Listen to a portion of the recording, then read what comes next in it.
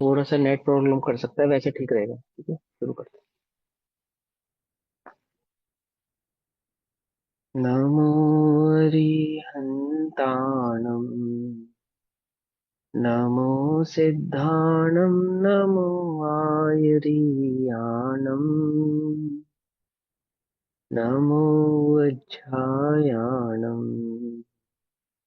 नमो लोये सवसाहुणम।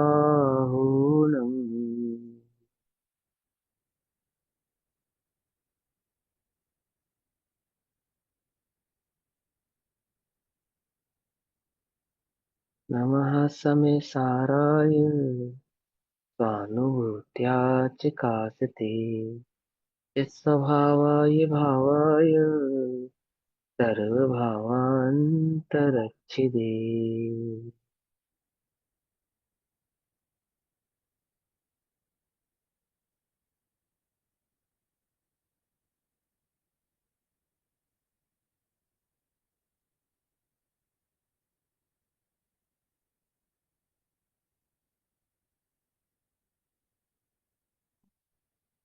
हमारी दोपहरकालीन भैया। कक्षा का विषय चल रहा। हाँ हाँ जी। जी। हाँ भैया, हाँ जी, बोलिए। मिथ्यात्व का पूर्णतः नाश कौन से गुण स्थान में होता है? मोनीय कायिक कर्म का। सम्यक दर्शन, कायिक सम्यक दर्शन के साथ चौथे गुण स्थान में हो जाता है। और चारित्र अच्छा। मोहिनी का तो 12वें गुण स्थान वादी होगा। चारित्र का 12वें और मोनीय कर्म का। कायिक सम्यक दर्शन के साथ तो चौथे गुण स्थान में हो जाता है ना, छायिक सम्यक दर्शन के साथ। वो तो और अगर मिथ्यात्व का छायिक, हुआ ना। मोहनीय कर्म, तो मोहनीय मोहिनी, कर्म कब तक रहता है? दीदी कौन सा मोहिनी है? दर्शन मोहिनी है, चारित्र मोहिनी है? दर्शन मोहिनी दोनों का छायिक सम्यक पूरा दर्शन, पूरा पूरा पूरा दर्शन 12वें मोहिनी में का जाएगा। दर्शन मोहिनी का छायिक सम्यक दर्शन के साथ तो चौथे गुण स्थान में ही अभाव हो जाएगा। और ठीक है। चारित्र मोहिनी का 12वें गुण स्थान पर्यंत होगा। अगर ठीक है। उपशम या क्षेपशम सम्यक दर्शन है, हाँ जी। ठीक है ना, तो ठीक भी है। जब श्रेणी चढ़ता है कोई भी चीज तो छायिक सम्यक दर्शन के साथ ही चढ़ता है। हाँ जी। ठीक है ना। तो हाँ। सातवें सातवें गुण स्थान तक तो उपशम श्रेणी चढ़ता है जीव। ठीक है। सातवें गुण स्थान से उपशम श्रेणी हाँ चढ़ता जी। है या हाँ जी। क्षेपशम श्रेणी हाँ चढ़ता जी। है, तो उपशम या क्षेपशम सम्यक दर्शन वाले जीव का जो पूर्ण मोहिनीय है, हम्म। पूर्ण मोहिनी, उसका तो अभाव नहीं होता पूर्णतः। सिर्फ उसकी उपशमना होती है। उपशमना कहना यानी कि हाँ उपशम जी। हो जाता है वो। हाँ जी। चाहे तो छायिक सम्यक दर्शन वाले का चौथे गुण स्थान में होता है, छायिक सम्यक दर्शन के साथ, या जिस भी गुण स्थान में जीव को छायिक सम्यक दर्शन प्रकट होगा, जैसे उपशम श्रेणी वाला जीव उपशम श्रेणी द्वितीय उपशम सम्यक दर्शन प्रकट करके सातवें गुण स्थान से जब श्रेणी मांडना शुरू करता है, तो जो छपक श्रेणी कन्वर्ट करता है जिस समय, तो छायिक सम्यक दर्शन के साथ ही छपक श्रेणी कन्वर्ट होगी ना। उपशम हाँ जी। श्रेणी तो उपशम और क्षेपशम सम्यक दर्शन के साथ हो सकती है। तो हाँ जिस जी। समय उसने छायिक सम्यक दर्शन प्रकट किया, उसी समय दर्शन मोहिनी का अभाव कर लेगा। और जो ठीक चारित्र है। मोहिनी है, वो किसी भी सूरत में 12वें गुण स्थान में ही जाके अभाव को प्राप्त होगा। ठीक है। ठीक है। हाँ जी।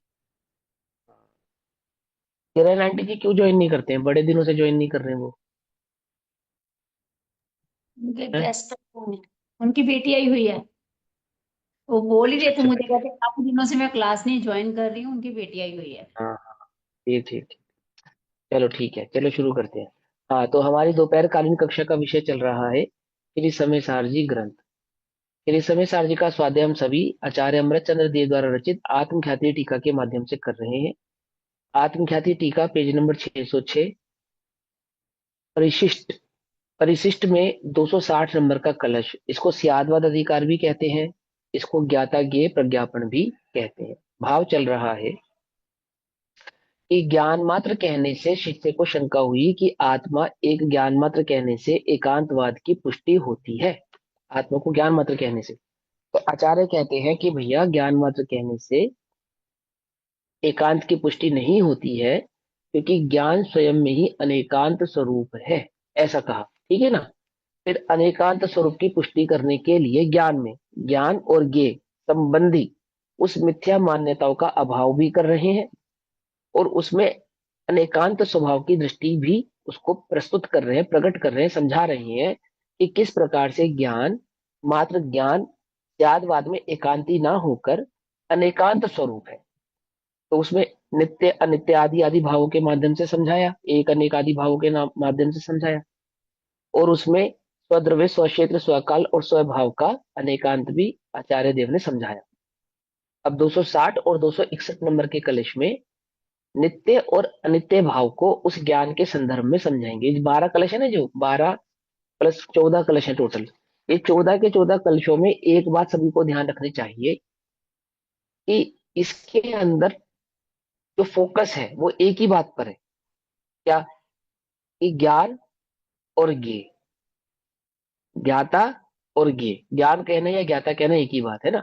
तो ज्ञान का ज्ञेयों के साथ क्या संबंध है, इस संबंध को जो भली प्रकार से समझता नहीं है, अर्थात ज्ञान में ज्ञेय नहीं है, इसका निषेध, इसका तो निषेध है ही कि ज्ञान में ज्ञेय प्रवेश नहीं करते, परंतु ज्ञान ज्ञेयों को जानता ही नहीं है, सर्वथा जानता ही नहीं है। इस बात का यहाँ पे अवश्य ही निषेध किया जा रहा है कि दो प्रकार के जीव हैं, या तो ये मानता है कि ज्ञेय ज्ञेय मात्र है, या तो ये मानता है कि ज्ञान ज्ञान मात्र है।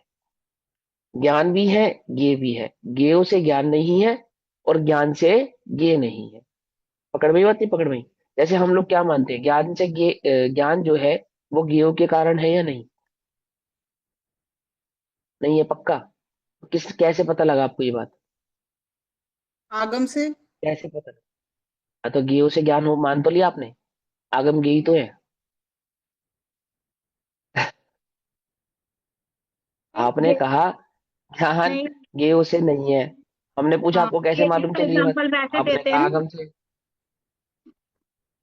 हाँ, बोलो बोलो, इसका बोलो बोलो, बात एग्जांपल तो कहो ऐसे देते पूरी। हैं ना, जो सिर पे हमें लगता है कि मच्छर घूम रहे हैं और कुछ वो हमें ऐसा लगता है बालों का गुच्छा, ऐसे न्याय के शास्त्रों में इसका एग्जांपल देते हैं कि ज्ञान ज्ञेयों से नहीं होता, ज्ञान ज्ञेयों से निरपेक्ष होता है। ये हाँ, नहीं वो तो तो कई ज्ञान तो सारे कुछ उदाहरण भी है। होता है भाई, आप वो मोबाइल का सारे एग्जाम्पल एग्जांपल देते समझ हो। में आते हैं, लेकिन वैसे हाँ, लेकिन इन जनरल। लेकिन अभी क्या चल रहा है कि ज्ञान में, ज्ञान जो है वो ज्ञेयों से नहीं होता। हमने आपसे पूछा आपको कैसे पता, आपने तुरंत क्या कहा, ये तो हमें जिनवाणी से पता चला। तो कहीं ना कहीं हमारे भीतर में ये भावना तो है कि ज्ञान ज्ञेयों से होता है, ये धारणा तो बैठी है। समझिए मत नहीं समझिए, मैं डॉक्टर हूँ, मैं इंजीनियर हूँ, मैं वकील हूँ, मैं शास्त्री हूँ, मैं पीएचडी हूँ, मैं पंडित हूँ, ये सब क्या है? ये ज्ञान की महिमा या ज्ञेयों की महिमा है? क्या लगता है आपको? अरे भैया मैंने इतने शास्त्र पढ़े हैं, तो ये ज्ञान की महिमा है या ज्ञेयों की महिमा है? ज्ञेयों की ज्ञेयों से महिमा। ऐसा ठीक है ना? जानकर भी हमें अपने ज्ञान स्वभाव की ओर दृष्टि करना है ना। अभी तक तो हम ऐसी मूल बात मान्यता यह रखा है कि कि ज्ञान अपनी योग्यता से जानने में स्वतंत्र और सक्षम है। जब तक इसकी दृष्टि नहीं होगी तब तक ज्ञान ज्ञेयों से होता है ये मान्यता जीव की टूटेगी नहीं। ठीक है ना? उसने जगत में ज्ञेय भी दो प्रकार के बनाए हैं। क्या कहा? ये भी दो प्रकार के बनाए कि इन इन आमुक आमुक वस्तुओं को तो मैं ज्ञेय स्वीकार करता हूँ, और इन आमुक आमुक वस्तुओं को मैं ज्ञेय स्वीकार नहीं करता। जैसे फॉर एग्जाम्पल कि मैं देव शास्त्र को ज्ञेय नहीं मानूंगा, है ना, और अन्य सब चीजों को मैं ज्ञेय मानूंगा। तो अभी उसको ज्ञान संबंधी जो मिथ्या मान्यता है ना उसकी, वो अभी सुधरी नहीं है, उसको समझ में नहीं आई बात अभी ज्ञान और ज्ञेय के संदर्भ में। भैया, अब ज्ञान से, हाँ बोलो। जैसे कि ये बात है कि हम हमें हमें ये आगम के माध्यम से पता चला कि ज्ञेयों से ज्ञान नहीं होता। हम ये तो नहीं हम्म, कह सकते ना कि हमें अपनी स्वतंत्र योग, वो पता चला, वो तो है ही वास्तविक बात कि अपने को स्वतंत्र योग्यता से पता चला कि ज्ञान तो ये बात ज्ञान सही है। स्वभाव हम तो, ज्ञान से युक्त है। लेकिन आपने जो कहने में क्या आंसर दिया आएगा, वो अगर आंसर कोई थोड़ी हमसे गलत है। ये प्रश्न पूछे, अगर आपने कोई हमसे जो ये प्रश्न। आंसर दिया वो आंसर गलत नहीं है। बात ये है कि हमारी मान्यता क्या है, चर्चा तो मान्यता की चल रही है। मैं आपके आंसर को डिनाई नहीं कर रहा हूँ, आप मुझसे पूछते तो मैं भी यही आंसर देता जो आपने दिया। हम्म। ठीक है ना? नहीं तो लेकिन अपनी अभी हम जो मान्यता चर्चा मतलब कर रहे बोलने हैं, में आएगा, आगम से मान्यता होनी चाहिए, ज्ञान अपनी स्वतंत्र योग्यता से होता है। ऐसा हाँ, तो दोनों हम ये कह चलेगा। रहे हैं कि क्या हमारी मान्यता में ये बात बैठी है कि ज्ञान अपनी स्वतंत्र योग्यता से होता है? ये बात, क्या हम इस बात को भली प्रकार से समझ पाए हैं? क्या हम इस निर्णय पे पहुंच पाए हैं? ज्ञान और ज्ञेय के संदर्भ में जो हमारी धारणा है, क्या उस धारणा में एक बार भी ये विकल्प क्रिएट हुआ है कि ज्ञान की स्वतंत्रता ज्ञेय से के अधीन नहीं है? ज्ञान अपनी स्वतंत्रता से जानता है और ज्ञेय अपनी स्वतंत्रता से परिणमित होते हैं। समझ में बात? समझ में? अंतिम कक्षा याद हो तो बहुत अच्छी बात है, नहीं तो एक बार फिर सुनना उसको और अच्छे से ध्यान से समझना। ज्ञान है, किसके कारण नहीं है? ज्ञेय के कारण नहीं है। ज्ञेय है, किसके कारण नहीं है? ज्ञान के कारण नहीं है। क्या ज्ञान ज्ञेय को जानता है? बोले हाँ जानता है। तो क्या ज्ञेय के कारण जानता है? बोले नहीं। अपनी स्वतंत्र योग्यता और स्वच्छता, अपनी शक्ति के कारण वह ज्ञेय को जानता है। एक बात। दूसरी बात, थोड़ा और आगे चलते हैं कि ज्ञान ज्ञेय को जानता नहीं है। ज्ञेय तो ज्ञान में झलकते हैं। ज्ञान तो अपने स्वरूप में रहता है, अपने स्वभाव में रहता है, अपने स्वतंत्र स्वभाव स्वरूप को ही जानता है, उसमें मगन रहता है, जानन भाव से रहता है। ज्ञान ज्ञेय को जाने, ऐसा ज्ञान का कार्य नहीं है, काम नहीं है ये उसका। ये तो सहज एक स्वभाव है। पकड़ में बात नहीं? पकड़ में। देखो, जैसे जल का स्वभाव क्या है? तो जल का स्वभाव कई प्रकार का हो सकता है। जैसे आप ये कहेंगे कि जल पीने के काम आता है ना? अथवा आपके कपड़े बर्तन आदि धोने के काम आता है, अथवा क्लाइमेटिकल या एटमॉस्फेयर को कंट्रोल करने के काम आता है, खेतों में पानी देने के काम आता है, एक्सवाइजेड। कितने सारे आप उसके काम गिनेंगे? गिनेंगे ना गिनेंगे? क्या कभी आपने आपने ये सोचा कि जल शक्ल देखने के भी काम आता है, चेहरा देखने के काम आता है? नहीं, क्योंकि जगत में उसके लिए दर्पण नामक एक वस्तु अलग से मौजूद है। ठीक। लेकिन क्या जल में प्रतिबिंब लक्षित नहीं होता, झलकता नहीं है? पर वो तो उसका काम नहीं है। आपने उसके बहुत सारे कामों में प्रतिबिंब को तो काउंट नहीं किया, है ना? जल के हमने बहुत सारे काम याद किए, लेकिन हमने जल का ये काम तो याद नहीं किया कि वो प्रतिबिंबित भी करता है वस्तु को। पर फिर भी होती तो है ना? बोले होती है, पर वो उसका काम नहीं है। कुछ बात समझ में आई नहीं? जब भी हम जल के कामों को याद करेंगे, तो बहुत सारे काम याद करते हुए भी ये काम कभी याद नहीं करेंगे कि वो प्रतिबिंबित करता है, वस्तु को प्रतिबिंबित करना ये जल का कार्य है। एक उदाहरण है। ऐसे ही ज्ञान में भले ही जानने की शक्ति है, परंतु पर को जाने, ये ज्ञान का काम नहीं है। कुछ बात समझ में आई नहीं? वह ज्ञेय को जाने, ये उस ज्ञान के लिए अनिवार्यता नहीं है। होगी तो अवश्य ही, पर ये उसके कार्यों में शुमार नहीं होता। पकड़ में ही बात नहीं? पकड़ में ही। उसके इंडेक्स में ये काम नहीं लिखा कि वो ज्ञेय को जानेगा। तो बोले ज्ञान में ज्ञेय नहीं चल, जानने में आएंगे कि जानने में आएंगे? अवश्य ही जानने में आएंगे। पर ये ज्ञान का कर्तव्य या उसका काम नहीं है, ये उसकी सहज योग्यता है। आई बस में। अब हम सहज योग्यता को तो समझ नहीं पाते, और मेचक हुए ज्ञान में ज्ञेयों के साथ जो मेचक हुआ है ज्ञान, उसमें ज्ञान की दृष्टि तो करते नहीं है, ज्ञेय मात्र की दृष्टि ही करते हैं। देखो ज्ञान कैसा है। पिक्चर हॉल में जब आप पिक्चर देखते हो तो पिक्चर देखते हो या पर्दा देखते हो? बोलो। देखते तो पिक्चर ही है, ज्ञान में पर्दा भी झलकता हाँ। है, हमारा ध्यान उस पे जाता नहीं है। हाँ, अब बिना पर्दे के तो पिक्चर नहीं जानने में आ सकती, ये बात तो पक्की है। अगर पर्दा हटा दिया जाए तो पिक्चर नहीं आएगी, ज्ञान हटा दिया जाए तो ज्ञेय जानने में नहीं आएंगे। ज्ञान ही ज्ञेय को जानने में सक्षम है, इसका तो हम निषेध ही नहीं कर रहे, है ना? लेकिन जिस समय हम पिक्चर देखते हैं उस समय पर्दा हमारे ज्ञान का विषय नहीं बनता, और जिस समय पर्दे को देखेंगे उस समय ज्ञान में पिक्चर ज्ञान का विषय नहीं बनेगी। पकड़ में आती है बात? पकड़ में नहीं आती है? पर्दा कैसा है? सफेद है या रंगीन है ना? सफेद। और पिक्चर कैसी है? सफेद है या रंगीन है? पिक्चर पिक्चर पिक्चर सफेद है रंगीन। या रंगीन है? पिक्चर रंगीन। रंगीन है, रंगीन। कलर्ड है ना? तो जो पिक्चर है वो अनेकत्व है, ठीक।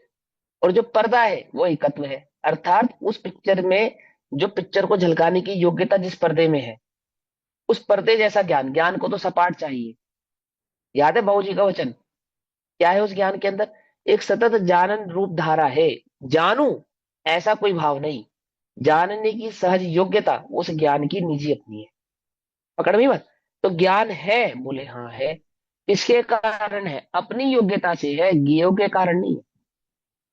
क्या पर्दा ये शर्त रखता है कि मैं आमुक पिक्चर तो दिखाऊंगा और आमुक नहीं दिखाऊंगा? बोलो। नहीं रखता ना। तो आप ये शर्त क्यों रखते हो कि आमुक ये तो जानने में आए और आमुक ना जानने में आए? क्योंकि आप अभी ज्ञान की स्वच्छता उसकी स्वतंत्रता और उसकी सहजता और उसकी योग्यता को समझ नहीं पाए हैं। पकड़ में ही बात है ना। तो आचार्य देव इन 14 कलशों में हमको उस ज्ञान की सहजता, उसकी योग्यता का ज्ञान करा रहे, समझा रहे हैं। ज्ञान है, ज्ञान का निषेध मत करो। ज्ञेयों के चक्कर में पड़ के ज्ञान का निषेध मत करो, और ज्ञान के चक्कर में पड़ के ज्ञेयों का निषेध मत करो। ये भी कह रहे हैं। क्या कह रहे हैं? कुछ बात समझ में आई? कि ज्ञान, ज्ञेयों के चक्कर में पड़ के ज्ञान का निषेध मत करो, और ज्ञान के चक्कर में पड़ के ज्ञेयों का भी निषेध मत करो। तो करे क्या? कि ज्ञान और ज्ञेय दोनों के अस्तित्व भाव को पहचानो। ज्ञान में ज्ञेय नहीं है ऐसे नास्तित्व भाव को पहचानो, और अपने ज्ञाता ज्ञान स्वभाव को समझते हुए ज्ञान स्वभाव में सतत लीन रहो। ज्ञेयों का निषेध करके यदि ज्ञान को जानने की चेष्टा करोगे तो ज्ञान जानने में नहीं आएगा, और ज्ञान को इग्नोर करके मात्र ज्ञेय लुब्ध होगे तो भी संसार से मुक्ति हो नहीं पाओगे। ज्ञेय और ज्ञान में परिवर्तन क्या आएगा? बोले परिवर्तन कुछ नहीं आएगा। जानना अपने स्वभाव को छोड़ेगा थोड़ी, ज्ञान अपने स्वभाव को छोड़ेगा नहीं। ज्ञान से ये कहाँ जाएंगे? बोले कहीं नहीं जाएंगे। जैसे हम वहीं रहेंगे, बोले वैसे ही रहेंगे। जानने में भी आते रहेंगे, बोले जानने में भी आते रहेंगे। तो फिर ज्ञान का क्या होगा? बोले कुछ नहीं होगा। ज्ञान का कुछ बिगड़ेगा नहीं, कि कुछ नहीं बिगड़ेगा। और जितना तो ज्ञान स्वभाव के नजदीक जाएगा उस उतने ही अधिक ज्ञेय जानने में आएंगे। क्या? केवल ज्ञान प्रकट होगा ना, ज्ञान स्वभाव में नजदीक होने के कारण केवल ज्ञान प्रकट होगा। और जगत के समस्त ज्ञेयों को जानने की जो सामर्थ्य है वो किसमें है? वो केवल ज्ञान में है। बात समझ में ही नहीं। यदि ज्ञेयों के निषेध पूर्वक ज्ञान की सिद्धि होती तो केवल ज्ञान में ज्ञेय झलकने नहीं चाहिए थे। आई बात समझ में या नहीं समझ में? ज्ञान और ज्ञेयों की स्वतंत्रता को समझकर ज्ञान की सिद्धि हो सकती है। समझ में ये बात नहीं? समझे? एक दूसरे के निषेध से किसी की भी सिद्धि होने वाली जगत में नहीं है। अब उसी भाव को यहाँ पे समझाया जा रहा है। अब 260 नंबर के कलश में आचार्य देव नित्य के भाव से ज्ञान के संदर्भ को समझाते क्या कहते हैं? प्रादुर्भाव विराम मुद्रित वहज ज्ञानांशनात्मना निर्ज्ञानाक्त क्षण भंग संग पतितः प्रायः पशुर्नश्यति स्याद्वादीतु चिदात्मना परिवृशम् यद्विस्तु नित्योदितम् टङ्कोत्कीर्ण घन स्वभाव महिमा ज्ञानम भवन जीवती। क्या कहते हैं? कि वह पशु अर्थात एकांतवादी अज्ञानी, अर्थात वस्तु स्वरूप को भली प्रकार से नहीं जानने वाला, वह पशुवत अज्ञानी। ठीक है ना। अब जगत में जो भी वस्तु स्वरूप को नहीं जानता वो सब पशु हैं। चाहे वे मनुष्य हैं तो भी पशु हैं, चाहे वे देव हैं तो भी पशु हैं। कुछ बात समझ में ही है नहीं समझ? वस्तु स्वरूप को पहचानते हो? बोले नहीं पहचानते, पशु हो। समझ में? प्रादुर्भाव विराम मुद्रित वह ज्ञान अंशनाना आत्मना निर्ज्ञानात, अर्थात उत्पाद वैसे लक्षित ऐसे बहते परिणमित होते हुए, बहत जो पर्याय होते हैं ना, पर्यायों का प्रवाह कर्म होता है। पर्यायों का प्रवाह कर्म होता है। प्रवाह माने जैसे नदी, तो गंगा कहाँ से आती है? गंगा कहाँ से आती है? कि हिमालय गंगोत्री से। से आती है। हिमालय हाँ, से। हिमालय से आती है, गंगोत्री से आती है ना। तो प्रवाहित प्रवाह क्रम होता है उसका। ऐसे ही सॉरी, पर्याय का प्रवाह कर्म होता है। कहाँ से आती है? द्रव्य से। ठीक है ना। अब बेसिकली द्रव्य से, जैसे हिमालय से गंगा बहती है ऐसे कोई द्रव्य से पर्याय बहती है ऐसा नहीं। ठीक है ना। लेकिन वह प्रवाह कर्म है, प्रवाह। जैसे समय का प्रवाह कर्म होता है, काल की अपेक्षा से इसको समझा जाता है। ठीक। तो यहाँ पे नित्य और अनित्य भाव समझाएंगे, दो भाव समझाएंगे। अब नित्य समझा रहे हैं तो जो नित्य को नहीं जानता दैट मीन्स वो अनित्य को नित्य मानता है। ठीक है ना। क्योंकि हमें नित्य का कलश समझाना है। और जिसकी नित्य के संदर्भ में क्या है, अनिश्चितता है या अज्ञानता है। तो नित्य को तो नहीं पहचानता ना, तो किसको देख रहा है, वो अनित्य भाव को देख रहा है, अर्थात गंगा के बहते हुए स्वरूप को देख रहा है, पर्याय के प्रवाह कर्म को देख रहा है। ठीक, उस प्रवाह में प्रवाहमान वस्तु को ही वस्तु मान रहा है, वो प्रवाहमान धर्म को ही क्या मान रहा है, ये प्रवाह ही वस्तु है। जैसे समय का सतत घूमना ही समय है। समय निकलता है या नहीं निकलता, बोलो, समय निकलता है या नहीं निकलता, वह होता है या नहीं होता, समझे नहीं समझे, कि समय पर्याय की अपेक्षा से तो वह होता है, परंतु समय की अपेक्षा से तो कभी वह को प्राप्त नहीं होगा, कभी खत्म नहीं होगा। कोई समय ऐसा भी आएगा जब समय ही खत्म हो जाएगा, कि कभी समय ऐसा नहीं आएगा जब समय खत्म हो जाएगा। समझे नहीं समझे। वैज्ञानिक क्या कहते हैं कि इस धरती पे हजारों साल या लाखों साल करोड़ों साल पहले कुछ नहीं था, नहीं था, तो करोड़ों साल तक कुछ नहीं रहा, वो करोड़ों साल का समय तो था ना, काउंट किया ना आपने करोड़ों साल। कुछ बात समझ नहीं, प्रवाह कर्म, वस्तु के प्रवाह कर्म को। तो इस वस्तु का कभी नाश होगा या नहीं होगा, नहीं होगा ना। तो इसके प्रवाह कर्म का कभी नाश नहीं होगा, प्रवाह का भी कभी नाश नहीं होगा, अर्थात इसके पर्याय भाव का भी कभी नाश नहीं होगा। पर्याय कब तक रहेंगी, जब तक द्रव्य यानी कि वस्तु रहेगी। पकड़ में ही बात, नहीं पकड़ में, द्रव्य पर्याय से कभी अलग नहीं होगा, इसका पर्यायों का भैया कभी प्रवाह द्रव्य में कर्म कौन अभाव सा नहीं होगा, होगा। जानना जानना। अनंत गुणों का प्रवाह कर्म है, एक ज्ञान गुण का प्रवाह कर्म नहीं है, ठीक है ना। जैसे हम पूछे ना वस्तु कितनी कितनी पुरानी है, कितने आप कितने कितनी पुरानी है वस्तु का समय काउंट करें, कितनी पुरानी है वस्तु। कुछ बात समझ में आती नहीं, इतना लंबा काल, कुछ बात समझ नहीं, मैं कितना पुराना हूं, कितना पुराना हूं, प्रवाह, प्रवाह से देखेंगे कितना पुराना है, कब से स्थित है, वहीं से काउंट करेंगे ना। तो कब से स्थित है वस्तु, कब से स्थित है, तो आप प्रवाह क्रम में जाएंगे ना, जब आपको मालूम चलेगा कितनी पुरानी है। कहाँ पहुंचेंगे, अनादि कहाँ पे। पहुंचेंगे आप, अनादि हाँ पे। कहीं नहीं पहुंचेंगे। प्रवाह की अपेक्षा से अगर प्रवाह पे जाओगे तो कहीं नहीं पहुंचोगे, और प्रवाह के ओरिजिन पे जाओगे तो द्रव्य पे पहुंचोगे, अनादि पे तो तब पहुंचोगे जब द्रव्य पे पहुंचोगे, प्रवाह से अनादि पे नहीं पहुंच पाओगे। कुछ बात समझ में आई या नहीं समझ में। जो प्रवाह है ना, प्रवाह उस वह किस जिसके आधार से हो रहा है, जब तक वहां नहीं पहुंचोगे, जब तक वस्तु को नहीं देखोगे, तब तक कहां नहीं पहुंचोगे, अनादि पे नहीं पहुंचोगे। मैं अक्सर एक बात कहता हूं, जैन धर्म कितना पुराना है, तो कुछ सौ, कुछ हजार, कुछ लाख, कुछ करोड़ साल पुराना नहीं।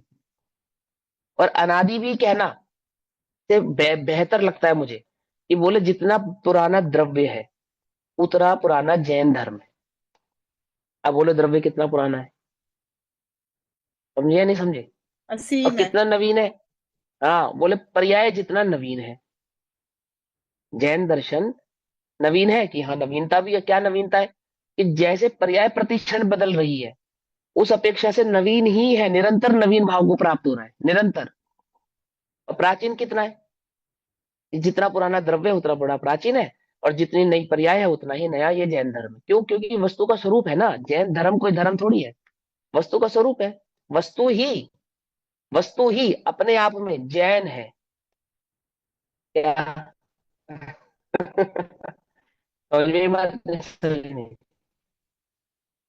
वस्तु ही अपने आप में क्या है, जैन है। जैन है मतलब, जैन है मतलब अपने स्वतंत्र स्वभाव में निश्चित रहने वाली है, परिणमनशील है, परिणमन करती है, परंतु अपने स्वभाव भाव को कभी छोड़ती नहीं है, ऐसी है। ठीक, अब वह वस्तु जो अनादि से उत्पाद व लक्षित, यानी जिसने वस्तु को तो देखा नहीं, और वस्तु के प्रवाह क्रम यानी कि मात्र पर्यायों को ही देखा है, आत्मा तो दिखता नहीं, ये देह आदि भावी नजर आते हैं, आत्मा तो दिखता नहीं, ये मनोविज्ञान के परिणाम आदि भाव ही नजर आते हैं।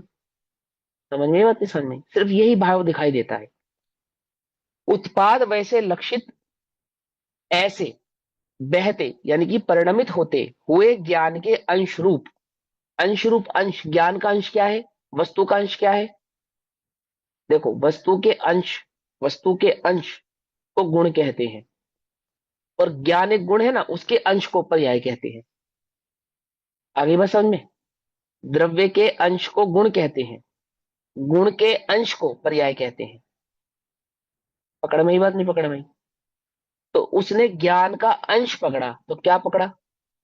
पर्याय को देखा। निरंतर बदलने वाले परिणाम, निरंतर बदलने वाले भाव, निरंतर परिणमनशील उस पर्याय भाव को देखा, वस्तु को नहीं देखा। किसने? उस एकांतवादी ने, उस पशु ने। पकड़ में ही बात, नहीं पकड़ में ही? इस जगत में क्या दिखाई दिया उसको? वह प्रवाह चक्र नजर आया, बस वो पर्याय स्वरूप ही नजर आया। ये जो है ना मिली जुली पर्याय, इसको ही क्या समझ लिया उसने? यही संसार है, यही वस्तु है, यही संसार, यही द्रव्य है, यही मैं हूं। तो वह एकांतवादी उत्पाद वैसे लक्षित ऐसे बहते परिणमित होते हुए ज्ञान के अंश रूप अनेकात अनेकात्मा के द्वारा ही, अर्थात आत्मा का निर्णय अर्थात ज्ञान करता हुआ। अब क्या कहते हैं कि प्रवाह को ही, पर्याय को ही आत्मा मानता हुआ, पर्याय को देखा और उस पर्याय को क्या मान लिया कि यही द्रव्य है और यही द्रव्य का स्वरूप है। ऐसा ही है। कैसा? कि मैं जन्म लेता हूं, समय बीतता है, मरण को प्राप्त हो जाता हूं। मैं देह वाला हूं, मैं शुभाशुभ परिणाम वाला हूं, मैं आमुक आमुक कार्य क्रिया करने वाला हूं। क्या देखा उसने? प्रवाह क्रम में बहते हुए प्रवाह भाव, यानी छह द्रव्यों की मिलीजुली पर्याय को देखा और उस छह द्रव्य की मिलीजुली पर्याय को माना कि यही मैं हूं, यही द्रव्य है, और जैसा इसका स्वरूप है वही मेरा भी स्वरूप है। ठीक। तो क्या कहा?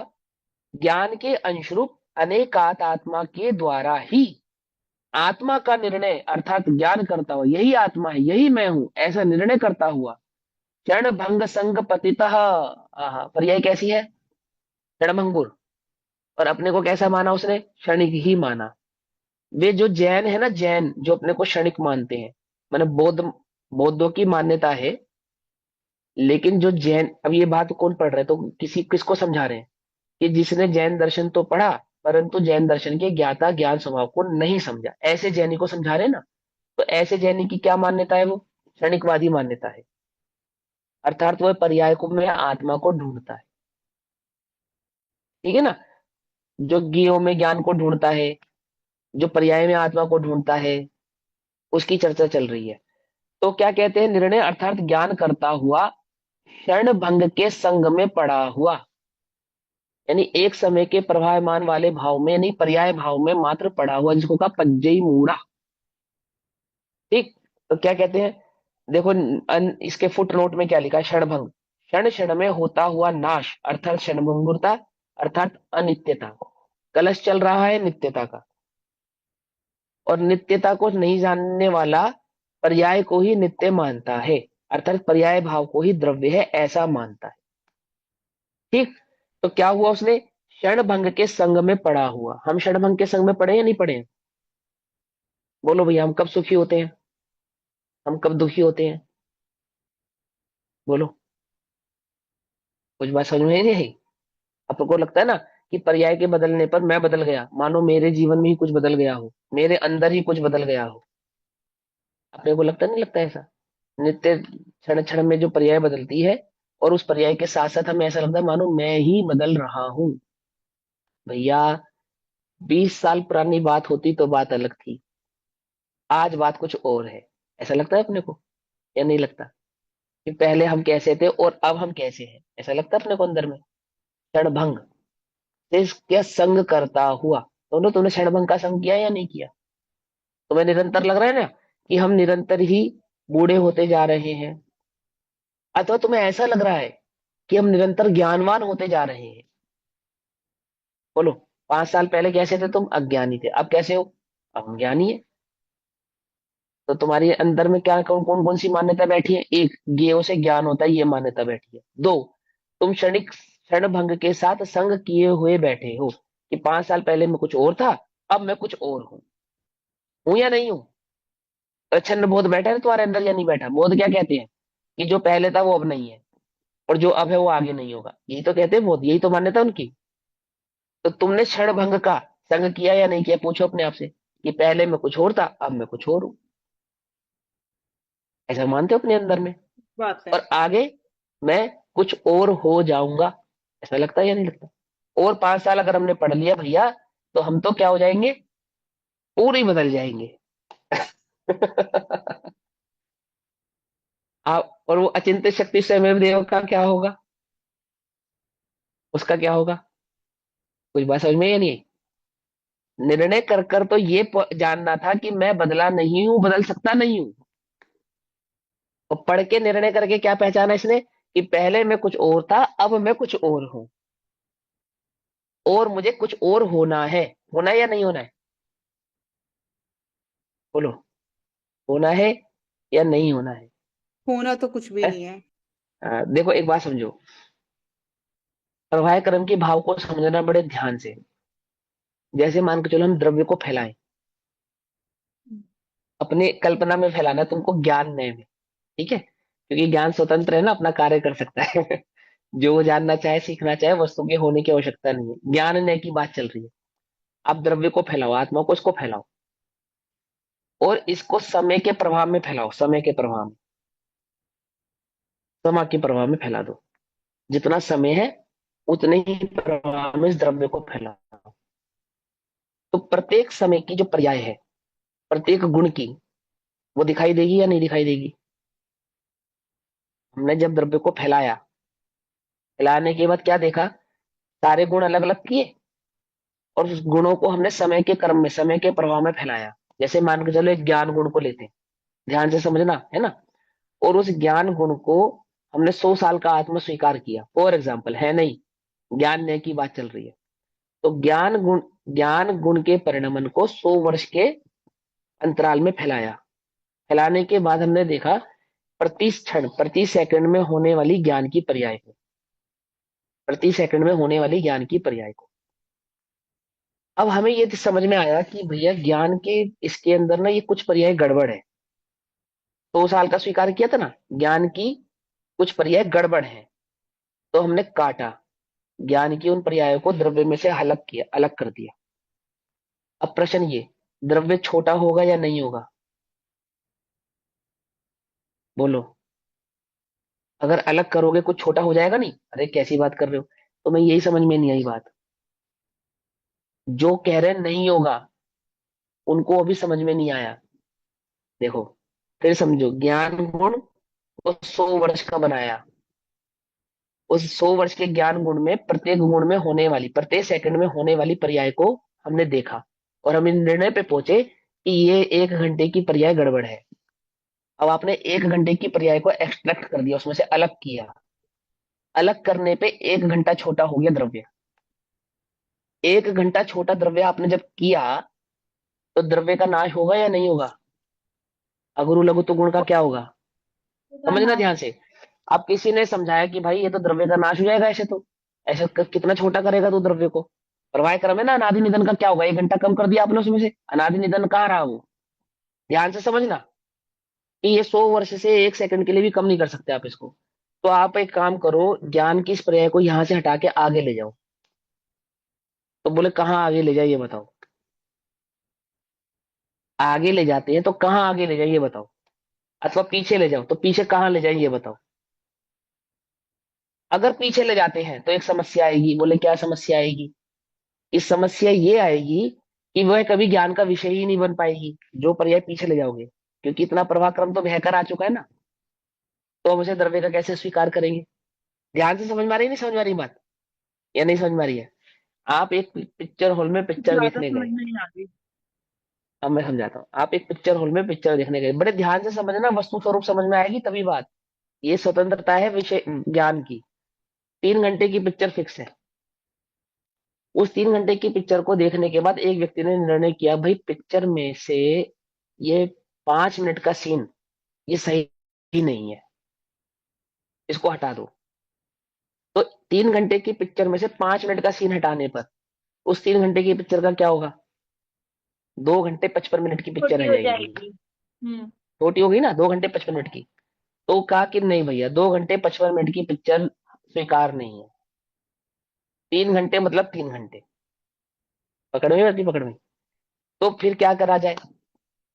तो एक काम करते हैं कि 1 घंटे की पहले पिक्चर सब लोगों को दिखाते हैं, ठीक? फिर उस 1 घंटे की पिक्चर जब लोगों ने देख ली, उस 1 घंटे में ये 5 मिनट का सीन यहां से निकाल कर उस 1 घंटे में हम डाल देंगे। समझ में आई बात, नहीं समझ में आई? 1 घंटे की पिक्चर देख ली आपने, उसके बाद इंटरवल कर देंगे। उस इंटरवल के बीच में हम क्या करेंगे कि बचे हुए 2 घंटे में से 5 मिनट की पिक्चर का सीन निकाल लेंगे, और वो 5 मिनट का सीन कहाँ जोड़ देंगे, जो बीता हुआ 1 घंटा उसमें जोड़ देंगे। तो वो बीता हुआ घंटा 1 घंटा रहेगा या 1 घंटा 5 मिनट हो जाएगा? 1 घंटा पांच एक मिनट हो घंटा पांच जाएगा। मिनट हो जाएगा ना। और वो 5 मिनट का जो समय था वो आपके ज्ञान का विषय बनेगा, दर्शक के ज्ञान का विषय बनेगा या नहीं बनेगा? नहीं बनेगा। यानी मेरे ज्ञान की पर्याय मेरे ही जानने में नहीं आई। पकड़ में ही बात, नहीं पकड़ में? दो बातें समझ में आई या नहीं?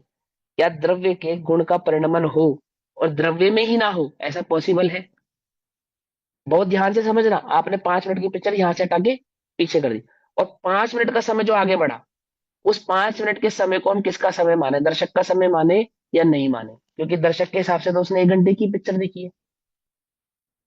कुछ बात समझ में आती है या नहीं समझ में आती है? प्रवाह क्रम टूट रहा है या नहीं टूट रहा है यहाँ पे? धारा प्रवाही कहाँ रहा तब तक? तो उसको आगे ले जाते हैं, अंत में ले जाते हैं। पर टूटा ना, अब आपने कहा कि हटा के आखिरी में ले जाते हैं, तो कहते हैं आखिरी तो केवल ज्ञान है इस जीव का, मोक्ष। तो केवल ज्ञान के बीच में राग द्वेष आदि के परिणाम कैसे प्रवेश कर सकते हैं? क्योंकि जिनको आप हटाना चाहते हो, जिन परिणामों को आप एक्सट्रैक्ट करना चाहते हो अपने अंदर से, मैं चाहता हूं ना मेरे ज्ञान में आमुक पर्याय जो बनी, जानने में आई, ये मेरे जानने में अभी ना आए, अभी ना आए। तो द्रव्य तो छोटा होगा नहीं। कुछ बात समझ में आई या नहीं? द्रव्य तो छोटा होगा नहीं, क्योंकि द्रव्य को छोटा करने के लिए क्या छोटा करेंगे आप? गुण तो छोटा नहीं कर सकते, और गुण छोटा नहीं कर सकते तो गुणों की पर्याय भी छोटी नहीं कर सकते, क्योंकि पर्याय छोटे करने का मतलब है गुण का छोटा होना, और गुण के छोटे होने का मतलब है द्रव्य का छोटा होना। कुछ बात समझ में आ रही है नहीं समझ में आ रही है? तो उसे आप आगे कहाँ ले जाओगे? कहीं ना कहीं तो उसे सेट करोगे, नहीं करोगे? फिर जहां उसे सेट करोगे, वहां की जो पर्याय थी वो कहाँ जाएंगी? क्या कहा? जहां उसे सेट करोगे वहां की भी तो पर्याय होंगी या नहीं होगी? वो कहाँ जाएगी? कहाँ जाएगी बोलो? या तो आगे जाएगी या पीछे जाएगी। ये तो पीछे जाएगी। तो द्रव्य का टोटल भाव, टोटल सेमेट्री भाव, वो डिस्टर्ब हो जाएगा या नहीं डिस्टर्ब हो जाएगा? और अगर आप उसको कहते हो कि हाँ आप इन परिणामों को केवल ज्ञान के साथ जोड़ दो, तो बोलो केवल ज्ञान के साथ राग द्वेष आदि के परिणाम जोड़े जा सकते हैं क्या?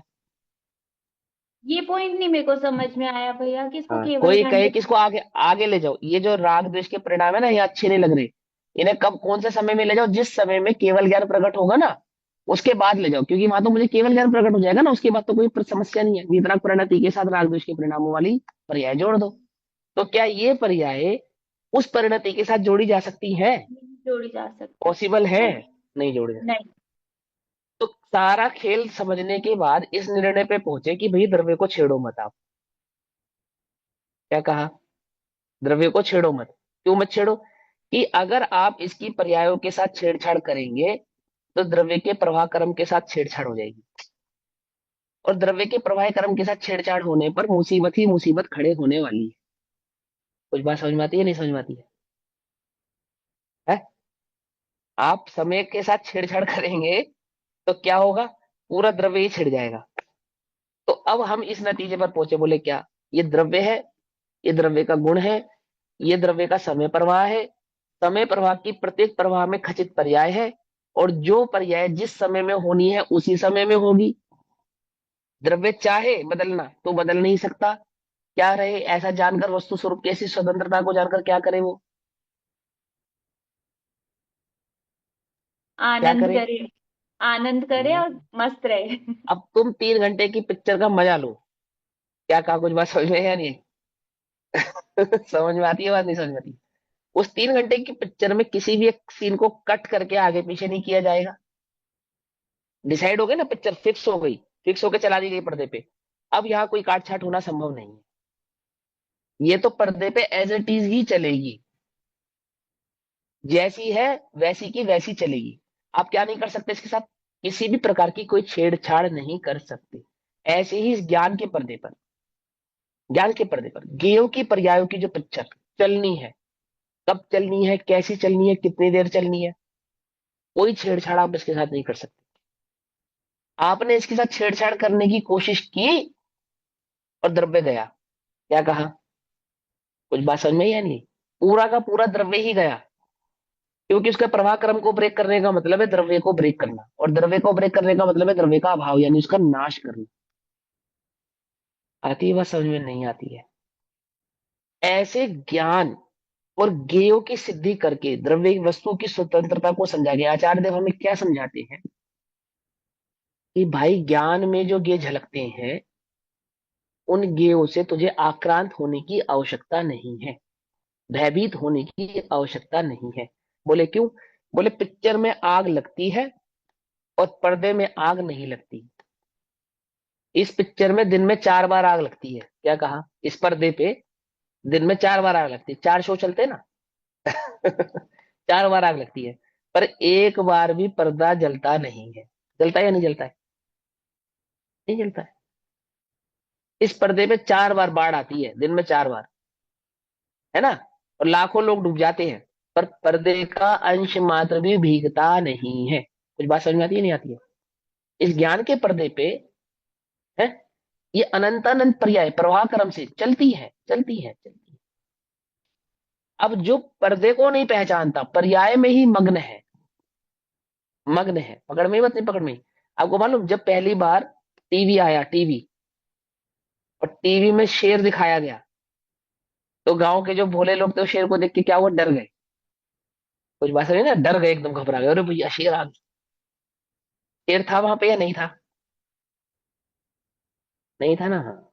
तो दिखा दिया नहीं दिखा? दिखा। दिखा। शेर दिखा और शेर नहीं था, ये कैसी बात कर रहे हो आप? ऐसा ही ज्ञान का कमाल है कि वहां गे है, दिखते हैं, परंतु गे है नहीं। अब जो पशु है, पशु माने वो अज्ञानी, वो जैसे गांव का वो पुरुष था, वो किसको देख के भागा? शेर को। शेर तो वहां पे है नहीं, क्यों भैया? शेर तो वहां पे है नहीं, तो भागा क्यों? भैया शेर है। ऐसे ही ये अज्ञानी पर्याय को देख रहा है, द्रव्य को नहीं देख रहा। द्रव्य को नहीं देख रहा, किसको देख रहा है? पर्याय को। वो पर्याय को देख के क्या मान रहा? ओ ऐसा है, ऐसा ही तो है। तन उपजत अपनी उपज जान तन नशत आपको नाश, मन ऐसा ही तो है। ये पर्यायों का स्वरूप जो है यही तो मैं हूं। इससे अलग क्या हूं? इससे अलग तो मैं कुछ भी नहीं हूं। जो कुछ हूं, जैसा कुछ हूं, यही मात्र हूं। यही बात समझ में है? ऐसे ही क्षण भंग के संग में पड़ा हुआ। अब हम क्षण भंग के संग में पड़े हैं या नहीं पड़े? अपने से पूछ। पड़े या नहीं पड़े?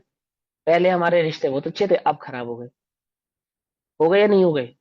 और अच्छे थे या नहीं थे? क्षण भंग के संग में पड़ा हुआ, स्वरूप को नहीं जानने वाला, नहीं जानने वाला किसके संग में पड़ा हुआ है? क्षण भंग के यानी कि पर्यायों के संग में पड़ा हुआ है। पहले अच्छा था अब खराब है, पहले ऐसा था अब ऐसा है, अब ऐसा हो जाए, क्या है ये? जो आज है और कल नहीं होगा वो क्या है? बोलो। जो अभी है और एक समय बाद नहीं होगा, क्या है वो? द्रव्य है या पर्याय है? पर्याय। अरे पर्याय है। और जिसे एक समय बाद निश्चित रूप से बदलना ही बदलना है, बदलना ही पड़ेगा, वो क्या है? द्रव्य है या पर्याय है? वो भी पर्याय। वो भी पर्याय है। तू चाहता है बदले, तो तू किसके संग में पड़ा हुआ है? पर्याय। पर्याय के संग में पड़ा हुआ है, क्योंकि बदलना स्वभाव तो पर्याय का है, द्रव्य का तो नहीं है। और बदलना तो, बदलने से तुझे प्रेम है। कुछ समझ में नहीं? तो क्या हुआ? तेरा संग किसके साथ हुआ? पर्याय के साथ हुआ या नहीं हुआ? क्षण भंग के संग में पड़ा हुआ।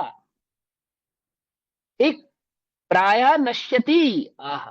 प्राय माने ऑलवेज, ऑल टाइम, प्रति क्षण। उस जिसके संग में पड़ा है ना, उसी के साथ, जिसका संग किए बैठा है ना, उसी के साथ प्रति क्षण वो भी नाश को प्राप्त होती है और ये भी नाश को प्राप्त होता है। कुछ बात समझ में या नहीं? तन उपजत अपनी उपज जान और तन नशत आपको नाश मन। तो तन के उत्पन्न होने में अपनी उत्पत्ति और तन के नाश में अपना नाश। ऐसे ही पर्यायों के संग करने वाले ने क्या माना? पर्यायों की उत्पन्नता को अपनी उत्पन्नता और पर्यायों के नाश में अपना नाश। तो प्रति क्षण पर्याय नाश को प्राप्त होती है। इसीलिए मिथ्या दृष्टि पज्जयी मूढ़ा की सबसे बड़ी सजा है जेल। कौन सी? निगोद। क्यों? वहां पे पर्यायों के जैसा प्रतिक्षण अभाव को प्राप्त होता है। मुझे बात समझ में या नहीं है? पसंद है ना तुझे बदलना, और तुझे संग पर्यायों का पसंद है, तो पर्यायों का संग करने वालों को एक ही जेल मिलती है। क्या नाम है उस जेल का? निगोद। क्यों मिलती है भैया वो जेल? ऐसा क्या किया उसने कि जिसका उसने संग किया था ना, उसका काम भी था प्रतिक्षण अभाव को प्राप्त होना, और ये गया ऐसी जगह है जहां प्रतिक्षण मृत्यु को प्राप्त होता है एक समय में 8-10 बार।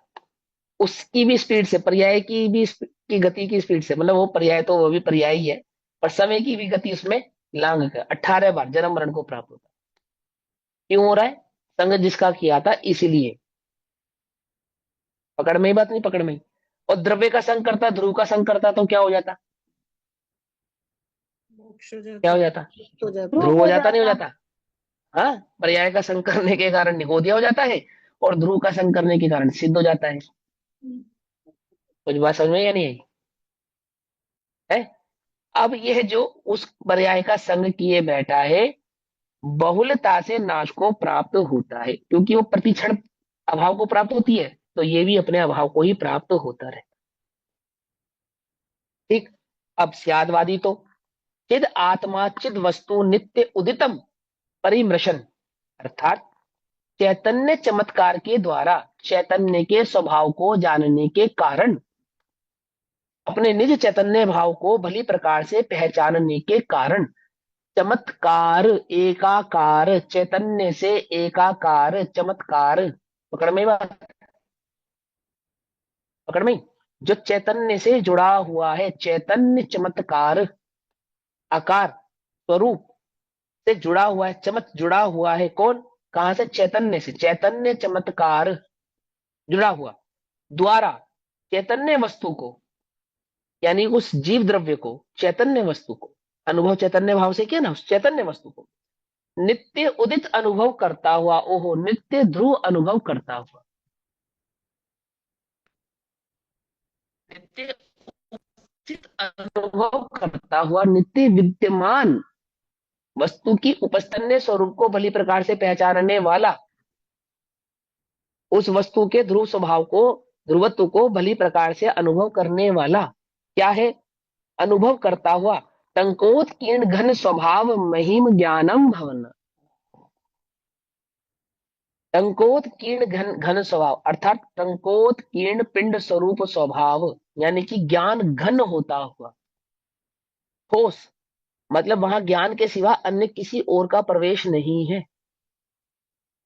पकड़ में बात नहीं? पकड़ में? एक ज्ञान स्वभाव के सिवा अन्य किसी अन्य भाव का प्रवेश ही जहां पर नहीं हुआ है, ऐसे एक ज्ञान मात्र भाव का अनुभव करता हुआ, जिसकी महिमा है, ऐसे ज्ञान रूप वर्तता हुआ जीता है, अर्थात मरण को प्राप्त नहीं होता, अपने ध्रुव स्वभाव का अनुभव करता हुआ निरंतर क्या रहता है? विद्यमान रहता है। उन पर्यायों का संग छोड़ने के कारण उन पर्यायों की ही भांति अभाव को प्राप्त नहीं होता है। ऐसा एकांतवादी ज्ञेयों के आकार अनुसार ज्ञान को उत्पन्न और नष्ट होता हुआ देखकर, जैसे ज्ञेय उत्पन्न हुए वैसा ही ज्ञान हो गया, और जैसे ही ज्ञेयों में बदलाव हुआ वैसा ही ज्ञान बदल गया, और जैसे ही ज्ञेयों का अभाव हुआ ऐसे ही ज्ञान का अभाव हो गया। देखो, ऐसा ही है ना, हम पहले ज्ञानी नहीं थे, अब हम ज्ञानी हैं, तो क्या आप में क्या उत्पन्न हुआ? क्या बढ़ा आपके ज्ञान में? कि ज्ञान में जो ज्ञेय झलकते थे वो पहले किसी और अन्य प्रकार के झलकते थे, अब अन्य प्रकार के झलकते हैं। अब अन्य प्रकार के ज्ञेय जानने में आते शास्त्र आदि के माध्यम से, तो वो जो जानने में आए, तो किसकी महिमा आई? ज्ञान की महिमा आई या ज्ञेयों की महिमा आई? उल्टा नहीं पकड़ना। हाँ, मिथ्या भाव नहीं पकड़ना। मैं ये नहीं कह रहा शास्त्र की महिमा नहीं आती लेकिन वास्तविक भक्ति किसको कहा है? बोलो, निश्चय भक्ति किसको कहा है? ज्ञान का, ज्ञान की महिमा। हाँ, हाँ, क्षयोपशम की भक्ति तो शास्त्र भक्ति है, उल्टा नहीं पकड़ना और उस क्षयोपशम के माध्यम से ज्ञान स्वभाव की भक्ति वो शास्त्र की निश्चय भक्ति है, वो जिनवाणी की निश्चय भक्ति है। पकड़ में ही बात? या नहीं पकड़ में? और जिन्हें निश्चय भक्ति है उन्हें क्षयोपशम भी वर्तता है। अरे क्षयोपशम केवल ज्ञान वर्तता है भैया, तुम क्षयोपशम की बात कर रहे हो? केवल ज्ञान वर्तता है। जिन्हें ज्ञान स्वभाव की भक्ति है उनको वर्तता है ना। आचार्य की शर्म की भी जो उन्होंने श्रम किया लिखने में, भगवान की दिव्य ध्वनि के प्रति भी आदर है, गणधरों के द्वारा रचित जो ग्रंथ रचे गए हैं उनके प्रति भी आदर है, पंचम काल में उपस्थित आचार्यों द्वारा किए गए श्रम का भी आदर है। परंतु ये सारा आदर कब है? कब है? बोले स्वभाव का आनंद है तब है। बोले क्यों? क्योंकि इतना श्रम इसलिए किया गया था, इतनी मेहनत ही इसलिए की गई थी कि ये वस्तु स्वरूप का आनंद ले सके, अपना आनंद ले सके। क्या कहा? कुछ बात समझ में आई? एक एक पिता ने अपनी बिटिया की शादी करी, करोड़ों रुपया खर्च किया, करोड़ों रुपया, और बढ़िया परिवार देख के बढ़िया लड़के के साथ उसका विवाह कर दिया, और बच्ची गुड़िया वहां सुखी नहीं है, सुखी नहीं है। तो बोलो उस पिता का जो श्रम था, श्रम किया ना उसने, इतनी मेहनत की, उस सब का क्या होगा? है कोई उसका औचित्य? कोई औचित्य नहीं है। एक बालक ने पूरे साल स्कूल गया, एक भी छुट्टी नहीं करी, सारे होमवर्क उसका बिल्कुल कंप्लीट है, सब कुछ, कोई शिकायत भी नहीं है, लेकिन एग्जाम में पास नहीं हुआ, फेल हो गया। तो बोलो वो पूरे वर्ष जो उसने मेहनत की, श्रम किया, क्या है वो? किसी काम का रहा या नहीं रहा? कुछ काम आया उसके? बोले कोई काम का नहीं। ऐसे आचार्य देव ने इतना श्रम किया, ये लिखा, एक एक अक्षर लिखने में भारी पड़ता है, एक एक अक्षर। अब अपने लिए तो बहुत सरल है ये पेंसिल से, पेन से पेपर पे लिखना, लेकिन वो पूरा श्रम किसके लिए किया था? कि ये जो जाने, इस वस्तु स्वरूप को जो जाने, वो अपने ज्ञान स्वभाव का वेदन करे, आनंद करे। और तुमने उसका आनंद नहीं किया, तो उनका श्रम क्या हुआ? बोले किसी काम का नहीं रहा, सब बेकार कर दिया। और उस ज्ञान स्वभाव का तुमने आनंद किया, अब तुमने वास्तविक भक्ति, निश्चय भक्ति प्रकट कर ली। अब तुझे द्रव्य भक्ति भी है, व्यवहार भक्ति भी है, और निश्चय भक्ति भी है। और मात्र व्यवहार भक्ति तक तू सीमित रहा है। बोलो, वो वास्तविक भक्ति नहीं है। आपने, जो बच्चे बहुत पढ़ते हैं ना, पढ़ते हैं, पढ़े लिखे बच्चे पढ़ते हैं, जिनकी रुचि होती है पढ़ाई में, उनकी नोटबुक चेक करना, बुक बुक चेक करना, और कम पढ़ने वाले बच्चों की बुक चेक करना। बुक देखने से पता चल जाएगा कि कितना पढ़ता है, कितना कम पढ़ता है, मालूम नहीं? बता है, बुक की दशा बता देगी। अब दो प्रकार की दशाएं हो जाती किताब की। एक तो अनटच होती ना अनटच, या नहीं होती? अपने पास भी एक सब्जेक्ट अनटच होता था, 6-7 सब्जेक्टों में से एक सब्जेक्ट अनटच ही रहता था। जैसी खरीदी होती थी किताब, बिल्कुल वैसी ही रहती थी बिल्कुल न्यू, है ना? और जो टच होता था, जो विषय हमारे टच में होता था, उसकी नोटबुक या उसकी बुक कैसी होती है? बोलो, अब उसे भक्ति है या नहीं है? ये क्या हालत कर रखी है किताब की? ऐसी हालत क्यों हो गई उसकी? कुछ बात समझ में या नहीं? है ना? अब ऐसी हालत करने का नाम पढ़ाई नहीं है, समझना, उल्टा नहीं पकड़ लेना। हालत हो क्यों गई, ये बात है। अब अच्छा, अगर किताब की हालत खराब हो जाए तो हम पढ़ाकू सिद्ध हो जाएंगे, तो किताब की हालत खराब कर दी अब तो हम पढ़ाकू हो गए ना। बोले ऐसे नहीं, ऐसे नहीं, ऐसे नहीं। कुछ बात समझ में नहीं आई? वो स्वभाव, उसकी वास्तविक भक्ति क्या है, वो तुमने उसमें से निकाला क्या? तो स्वभाव विषय जो प्रकट किया ना, आचार्य चाहते हैं कि उसका आनंद तुझे प्रकट होवे, है ना? तो क्या कहते हैं? एकांतवादी ज्ञेयों के आकार अनुसार ज्ञान को उत्पन्न और नष्ट होता हुआ देखकर। अब वो किसकी महिमा है? 6 ज्ञान की तुम्हें महिमा है, अथवा शरीर की महिमा है ना? अथवा इन पर्यायों की महिमा है, इनके बदलने को देखकर, इनके नष्ट होने को देखकर, अथवा इनके उत्पन्न होने को देखकर।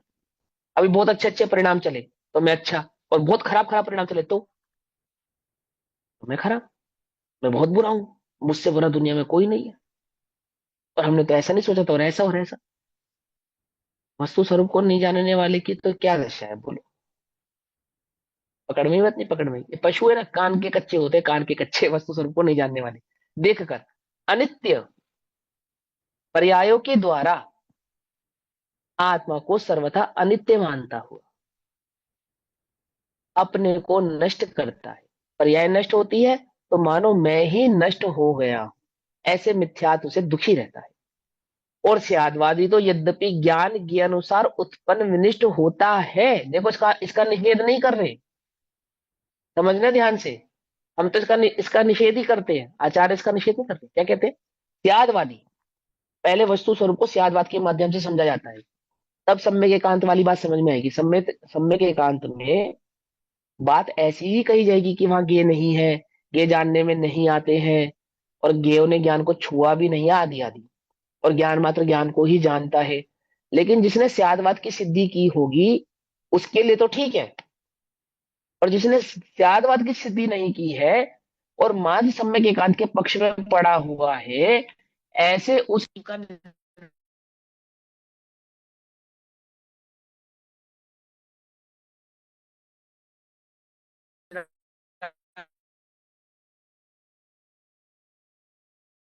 भैया आवाज चली गई आपकी। निराकरण करने के लिए ये समयसार परिशिष्ट का प्रादुर्भाव हुआ। आचार्य देव ने इसको लिखा। भैया आवाज आ रही आवाज मेरी? चली गई थी। आप कोई बात नहीं। जिसने वस्तु स्वरूप को भली प्रकार से तो पहचाना नहीं,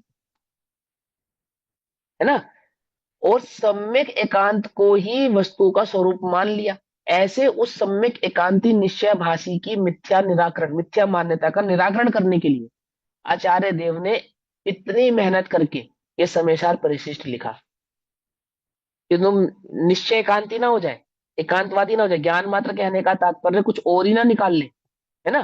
तो क्या कहते हैं? यद्यपि ज्ञान ज्ञेय अनुसार उत्पन्न विनिष्ट होता है ज्ञान में ज्ञेयों का उत्पन्न होना और ज्ञान में ज्ञेयों का अभाव होना। ऐसे ज्ञान में ज्ञेय अनुसार पर्याय, ज्ञान की जानन रूप पर्याय में उत्पन्न और विनिष्टता होती है। फिर भी, ऐसा होने पर भी इसको हम स्वीकार करते हैं, इसका हम निषेध नहीं करते हैं, लेकिन ऐसा होने पर भी चैतन्य भव का नित्य उदित अनुभव करता हुआ जीता है, अर्थात ज्ञेयों का अभाव किए बिना, ज्ञेयों का निषेध किए बिना, ज्ञेयों को स्वीकार करता हुआ, ज्ञेयों की दृष्टि नहीं करता, ज्ञान की दृष्टि करता, और आत्मा का आनंद लेता है, उसका अनुभव करता है, और नाश को प्राप्त नहीं होता। ऐसे ज्ञान के नित्य भाव को देखने वाला, वह नित्य नित्य भाव को पहचानने वाला, नित्य नित्य भाव को पहचानने वाला स्यादवादी जीव है। इस प्रकार नित्य भाव का भंग कहा। 260 नंबर के कलश में नित्य और अनित्य भाव को पहचानते हुए आचार्य देव कहते हैं ज्ञान नित्य है, ज्ञान की पर्याय अनित्य है, अनित्य का निषेध नहीं करता हुआ अनित्य